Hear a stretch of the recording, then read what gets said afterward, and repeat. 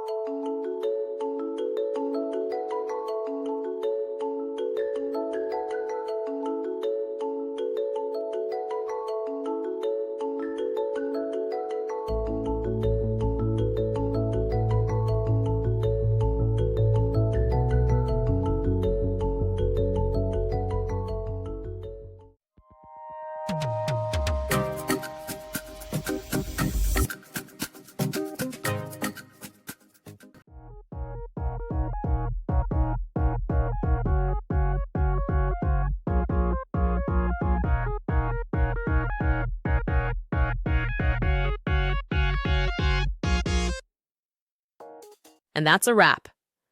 I hope you found the answer you were looking for. If you did, take a second to hit that subscribe button. It really helps out.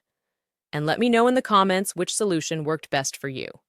See you next time in the debug zone.